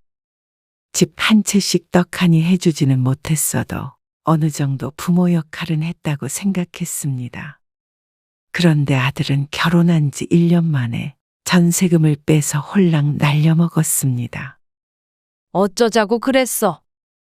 이렇게 될 줄 몰랐죠. 저희도 잘 살아보려고 했던 거예요. 며느리도 고개를 숙이고 있었습니다. 며느리가 회사를 그만두고 가게를 차린다고 했다가 계속 적자를 메꾸다 못해 얼마 전에 폐업을 하게 되었습니다. 장사를 하던 사람들도 경기가 어려워서 접는 마당에 참 패기가 넘치는 아들 며느리였습니다. 잘 살아보려던 것은 알기에 뭐라고 할 수는 없었지만 그렇다고 해서 아들이 하는 말을 듣고 마냥 위로만 하고 있을 수만은 없었습니다. 그래서 이렇게 찾아온 이유가요. 아들은 잠시 머릿속에서 말을 고르는 듯 망설였습니다. 그러다가 하는 말에 고 씨의 눈이 커질 수밖에 없었습니다. 이사를 가야 할 것 같아요. 형편을 생각하자면 작은 집으로 전세자금 대출을 받아서 가거나 월세를 가야 할 것 같았습니다. 그런데 아들은 원래 살던 곳보다 더 좋은 전세집으로 옮기고 싶어 했습니다. 그런데 대출은 절반 정도만 받고 나머지는 고 씨에게 보태달라는 말이었습니다. 그래야 이자를 덜 낸다고 말이죠. 하지만 그렇게 큰 돈을 내줄 만큼 여유가 넘치지 않았습니다. 앞으로 20년을 살지 30년을 살지 모르는데 말이죠. 나이 들면서 경제적 능력은 점점 줄어가니 가지고 있는 돈을 허투루 써서는 안 됐습니다. 그렇게 큰 돈을 어떻게 보태주니? 월세를 갖다가 이사하거나 좀 작은 집으로 가. 맞벌이 하면 금방 일어설 수 있을 거야. 이제 애도 생기고 할 텐데 어떻게 그런 집에서 살아요. 안정감이 있어야 돈도 벌고 하는 거죠. 그 돈 주면 엄마는 잠도 못 자. 누나 걱정돼서 그러시는 건 아니고요. 누나한텐 제가 잘 말할게요. 딸 성격을 봐선 그런 쪽에는 관심도 없을 것이었습니다. 고 씨의 도움 없이도 잘 살고 있었고 말이죠. 아들에게 거절한 것은 순전히 고 씨의 노후 걱정 때문이었습니다. 누나 때문이 아니라 그 정도는 엄마도 능력 없어. 이 집 대출 받으면요? 뭐? 그건 안 되지. 아니, 생각은 좀 해보고 결정하셔도 되잖아요. 아니야. 괜히 기대하게 해서 뭐해. 엄마도 나중에 너희한테 안 기대려고 아끼며 살고 있어. 하지만 아들은 계속해서 궁시렁거렸습니다. 고 씨가 돈을 숨겨놓고 안 주기라도 한다는 듯이 말이죠. 땡전 한 푼 없는 건 아니었지만 아무리 생각해도 아들네를 좀 더 좋은 집에 살게 하기 위해서 빚까지 질 수는 없었습니다. 미안하다. 다른 방법 찾아보자. 고 씨는 끝내 아들의 부탁을 거절했습니다. 그러자 며느리도 표정이 좋지 않았습니다. 아들은 말할 것도 없고 말이죠. 며느리는 다시 직장에 다니게 되었고 아들네는 이사를 했습니다. 그 이후로 당연한 일인지는 몰라도 아들 내외와는 조금 대면대면 지냈습니다. 그 전에라고 자주 왕래하는 것은 아니었지만 그래도 느껴지는 분위기라는 게 있었습니다. 전화통화도 더 뜸해졌고 방문은 거의 없었습니다. 3, 40분 거리라 언제든지 마음먹으면 올 수 있었는데 말이죠. 그런데 반년쯤 뒤에 며느리가 임신했다는 소식과 함께 언제 그랬냐는 듯이 연락이 잦아졌습니다. 그러면서 서서히 다시 왕래를 했죠. 저희 왔어요. 그래. 왔니? 네. 명절이라 그런지 가까운데도 차가 좀 막혀요. 얼른 와라. 배고프다며? 오늘따라 더 푸짐하네요. 임신하면 잘 먹어야 되잖아. 임신한 며느리를 위해 차린 것도 있지만 아들의 부탁을 거절했던 일도 마음에 걸려서 더 신경을 썼습니다. 돈은 못 줘도 이런 것은 얼마든지 해줄 수 있었습니다. 아들은 지난날 일은 다 잊은 듯 굴었습니다. 그래서 고씨도 마음이 조금 편해졌습니다. 근데 불 좀 켜고 사세요. 어두워서 눈이 다 침침해지네. 필요한 불은 다 켰잖아. 등이 이렇게 많은데 하나밖에 안 켰잖아요. 그래도 잘 보이잖냐? 아직도 화장실에 불 안 켜고 볼일 보시죠. 잠깐 들어갔다가 나오는 건데 뭐. 그렇게 아껴서 뭐해요. 얼마 차이도 안 나는 거. 아들의 말에 고씨가 작게 한숨을 쉬며 말했습니다. 이런 말을 하기는 싫지만 아들이 걱정됐습니다. 너희도 작은 거에서부터 아껴. 그래야 얼른 일어서지. 저희 아직 그 정도는 아니에요. 그러면서 살짝 인상을 찌푸리는 아들. 전기세 1,000원, 2,000원 아낄 정도로 어려운 상황이 아니라고 하는 것 같았지만 요즘 사람들은 참 아낄 줄을 몰랐습니다. 거기서 더 했다가는 듣기 싫은 잔소리가 될까봐 더는 아무 말도 하지 않았습니다. 그런데 아들이 저녁을 먹고서 또 다른 용건을 꺼냈습니다. 저희 애기 낳으면요. 그래도 정연이는 계속 일해야 하잖아요. 다시 취직한 지 얼마 되지 않은 며느리였고 외벌이 할 만큼 상황이 좋은 것이 아니었습니다. 고씨가 아들의 말에 고개를 끄덕였습니다. 그런데 그게 다가 아니었습니다. 엄마가 애 좀 봐주셔야 할 것 같아요. 애를 어떻게 봐줘? 가깝다고는 해도 한 번씩 오가기 멀지 않은 것이지 매일 왔다 갔다 할 만한 거리는 아니었습니다. 그런데 아들은 조금 당황스러운 제안을 했습니다. 자신의 집에 들어와 살면서 봐달라는 것이었습니다. 같이 사는 것은 생각해 본 적도 없었습니다. 늙어서 치매에 걸리더라도 말이죠.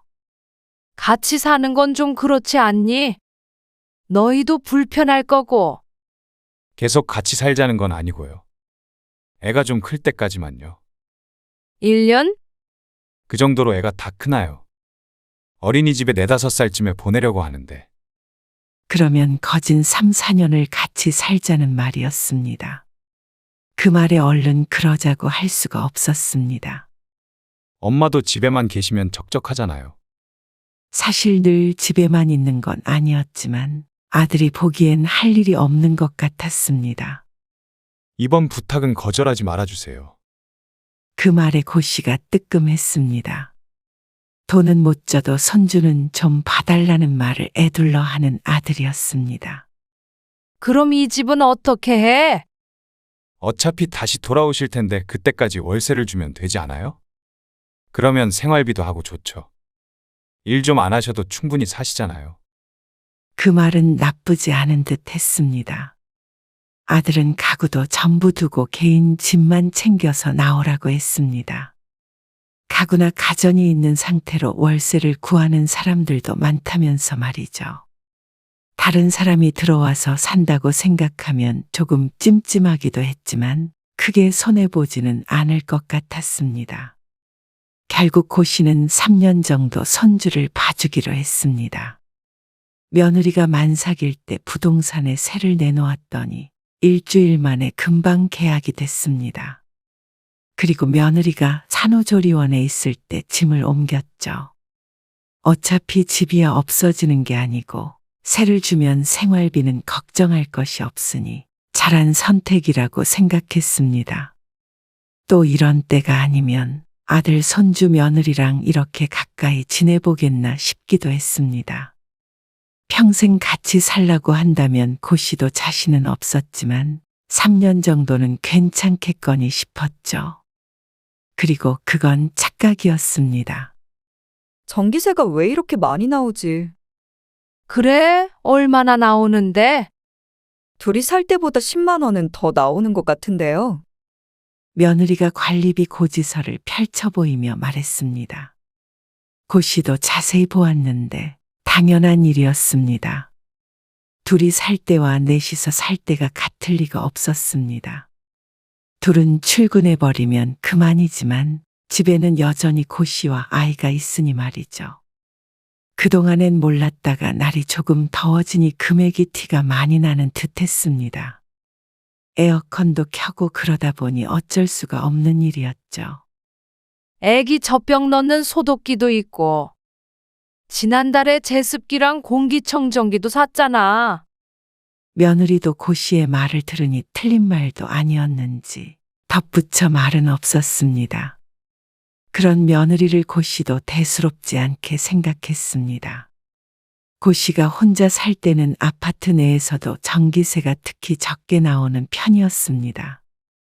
혼자 살 때는 밤에 불도 밤에 한두 시간 정도 켜놓는 것이 고작이었고 TV를 보거나 냉장고에 들어가는 전기가 거의 전부였습니다.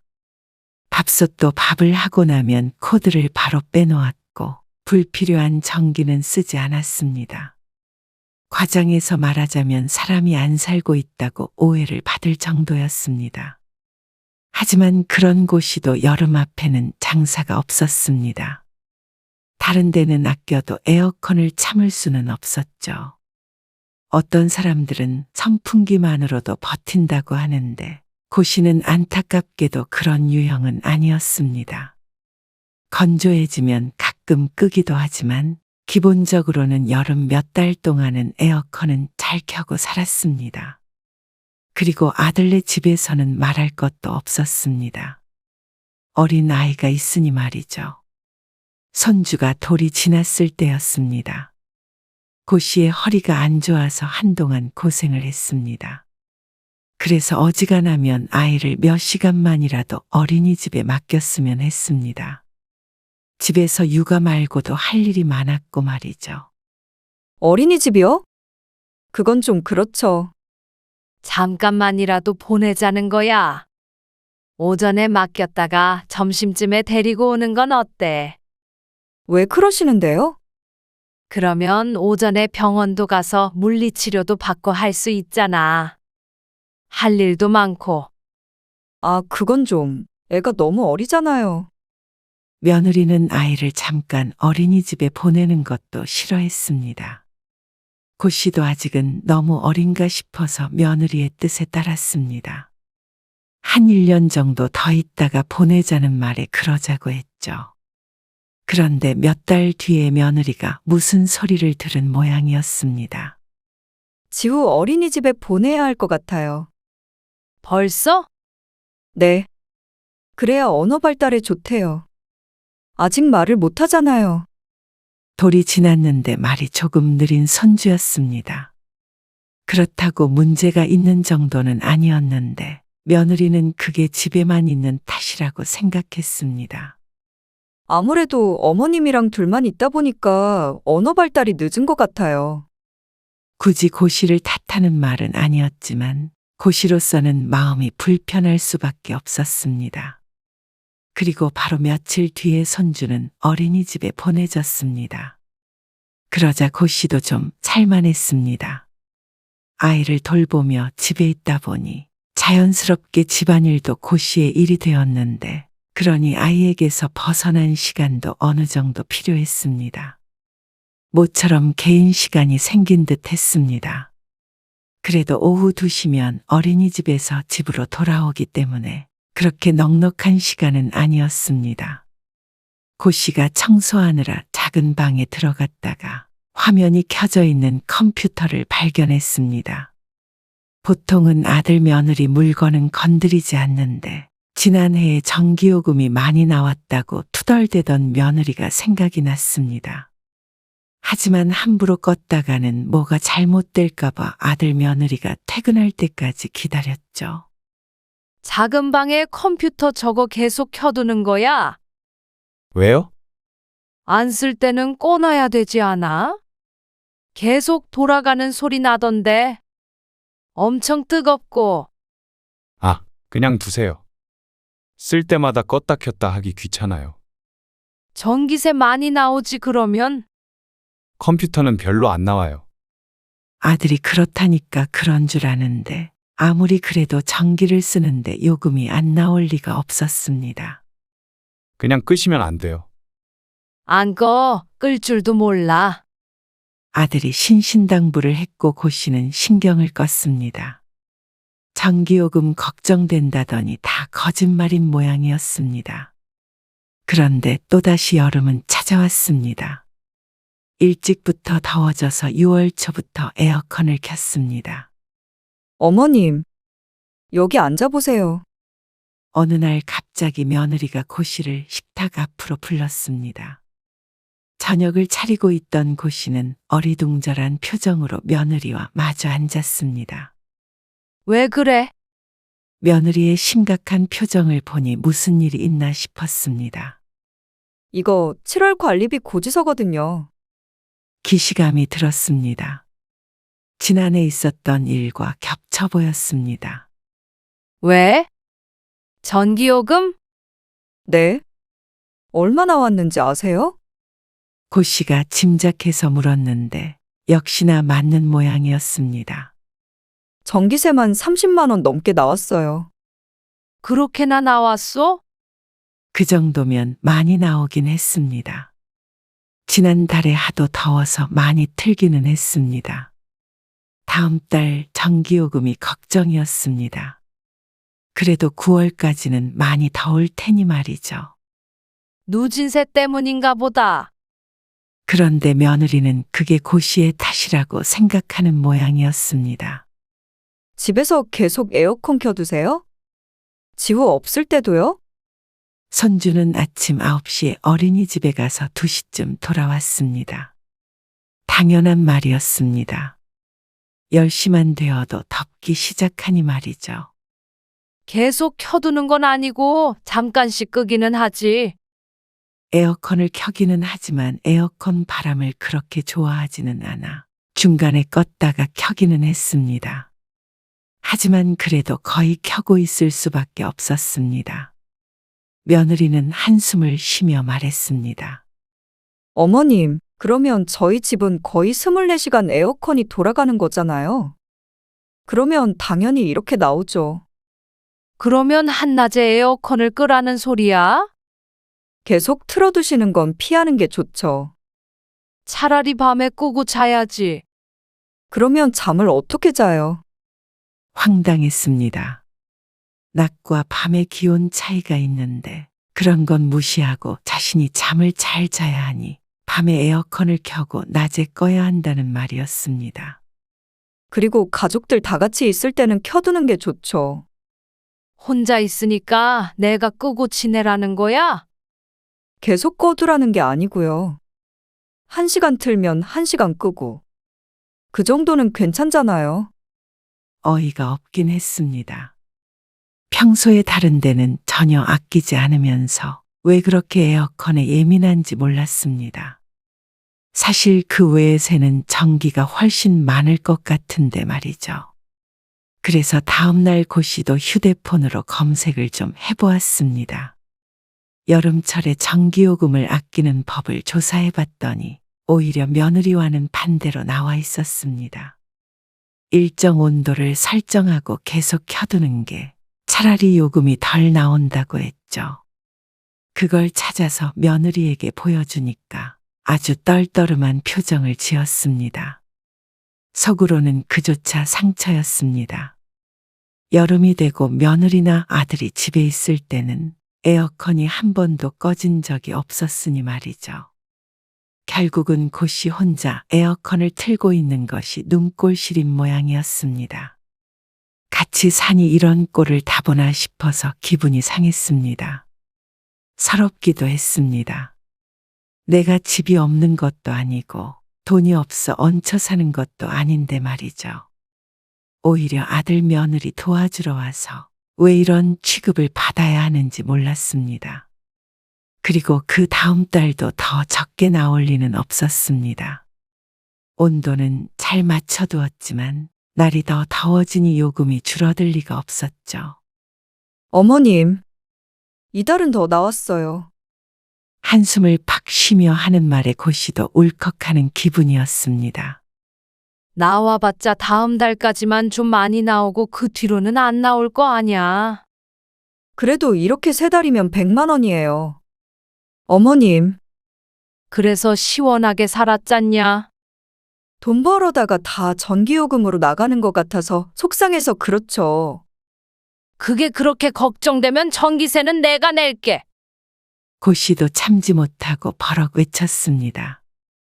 사실 바보 같은 말이었는데 순간 너무 화가 나서 내지른 말이었습니다. 그리고 그 말을 며느리는 얼른 주워갔습니다. 정말요? 진짜 그러실 거죠? 헛웃음이 나왔지만 차라리 그 편이 나을 것 같았습니다.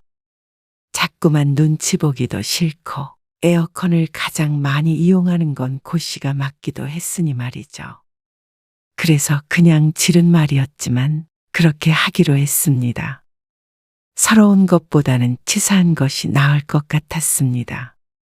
그렇게 생각하고 보니 전기요금이 줄줄이 새는 게 눈에 보였습니다. 아들네가 놔두라고 해서 건들지는 않았지만 컴퓨터부터 각종 충전기, 기계들, 집안에 있는 모든 콘센트들이 더 이상 꽂을 공간이 없어 보였습니다. 에어컨도 아들이 자취할 때부터 쓰던 게 안방에 걸려 있어서 전기를 많이 잡아먹을 것 같기도 했습니다. 그리고 3달 전부터 아들 며느리가 저녁에 운동을 하기 시작했는데 그래서 빨래도 많이 나와서 세탁기와 건조기는 거의 매일 한 번씩 돌아가고 있었습니다. 전기요금이 적게 나올 수 있는 환경이 아니었습니다. 그래서 청소를 하다가 안 쓰는 충전기나 코드들을 절반 정도 뽑아두었습니다. 같이 사는 동안 쓰는 걸 본 적이 거의 없는 것들이었습니다. 그러자 한 보름쯤 지나자 아들이 불같이 화를 냈습니다. 엄마, 식탁 옆에 꽂아뒀던 충전기 뺐어요? 그거 2주 전에 빼서 그 밑에 바구니에 넣어놨어. 아, 이거 왜 건드리셨어요? 선이 빠지려고 해서 건들면 안 되는데. 충전 안 되잖아요. 다른 충전기 많잖아. 그 충전기 아니에요. 다른 거예요. 뭘 말하는지는 몰랐지만 아무튼간 아들은 고씨에게 짜증이란 짜증은 다 냈습니다. 그럴 거면 얘기를 하던가 다른 데다 잘 챙겨놓던가 했어야 하는 거 아닌가 싶었습니다. 어린 아들이었다면 등짝을 한 대 쳐주고 싶었습니다. 나만 노력해서 뭐하니? 무슨 말이에요? 전기요금 많이 나온다고 뭐라고 하질 말던가. 그거 꽂아둔다고 무슨 전기세가 나온다는 말이에요. 그것뿐인 줄 알아? 책상 뒤에도 주렁주렁하고 침대맡에도 엄청 꽂아두잖아. 그거는 다 쓰는 거예요.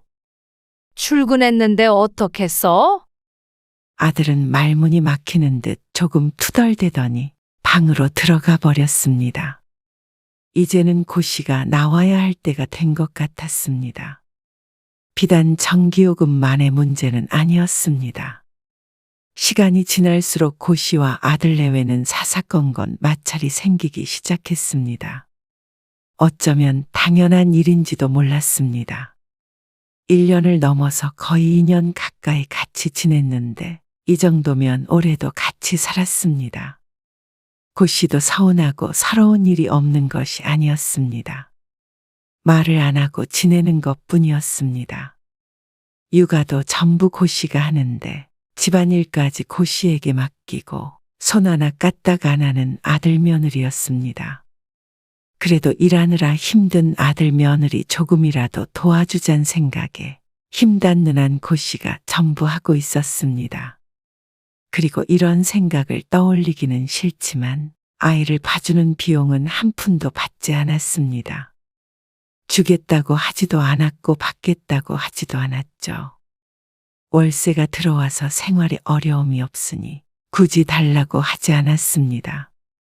그러면 아들 며느리도 어느 정도는 고 씨를 배려하며 지내야 하지 않나 생각했지만 어느새 고 씨의 희생은 모두 당연한 일이 되어 있었습니다. 그러던 어느 날 고 씨가 아들 며느리가 하는 말을 우연히 듣게 됐습니다. 공과금을 어머님한테 내달라고 할까? 어떤 거? 관리비, 관리비랑 가스비도 전부. 전부. 너무 많은 거 아니야? 많긴 뭐가 많아. 어머님이 그 정도는 내주셔도 되지. 어차피 어머님 여기 사시는 거 우리가 월세를 받는 것도 아니고 생활비를 따로 받는 것도 아니잖아. 그래도 엄마가 장도 보시고 하잖아. 전기요금도 내고. 우리가 어머님 모시고 사는 거나 마찬가지인데 월세로 받으면 그것보다 훨씬 많이 내야 되는데 그냥 공과금만 내달라고 부탁하는 게 안 돼? 그런가? 그런가 하고 중얼거리는 아들을 보고는 속에서 불이 나는 듯 했습니다. 고 씨는 문을 열고 들어가서 아들 며느리에게 말했습니다. 그러면 애 봐준 돈은 왜 안 주니? 아들 며느리의 놀란 표정이 보였습니다. 월세 낼 테니까 애 봐준 비용이랑 집안일 해준 거, 그리고 장 본 거, 그거 비용 다 정산해 줄래? 아우, 엄마. 듣고 계셨어요? 인상을 찌푸리며 말하는 아들. 어이가 없었습니다. 무슨 논리로 그런 대화를 나눈 것인지 도무지 이해가 가지 않았습니다. 애 봐준 돈도 주라니까? 뭐, 공과금을 내? 너희는 양심이 있니? 애 봐준 돈이라뇨. 저희 덕에 엄마 살던 집 월세 줘서 돈 받으시잖아요. 그거랑 퉁치는 거죠. 내 집 세 준 거랑 무슨 상관이야? 내가 너희 집에 있는 건 월세 주기 위해서가 아니라 지후 봐주려고 그러는 건데. 상주 도우미들은 그러면 공짜로 일해주니? 이상한 소리를 하고 있어. 저희도 엄마랑 같이 살면서 알게 모르게 나가는 돈 많아요. 알게 모르게?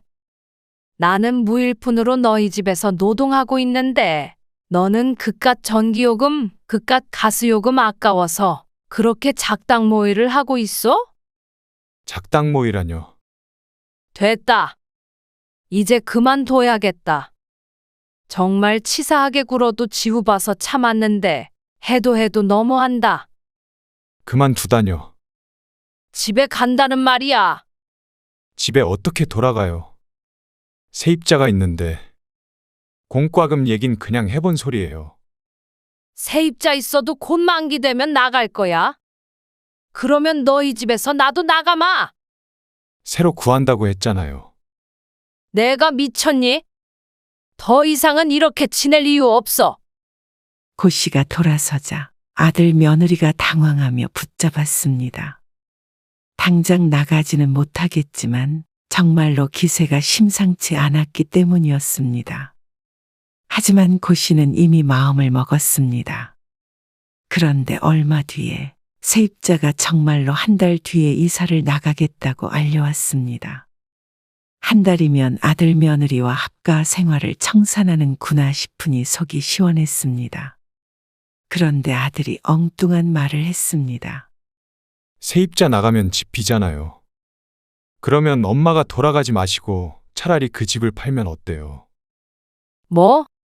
그렇잖아요. 저희도 작은 집에 전세 살고 있고요.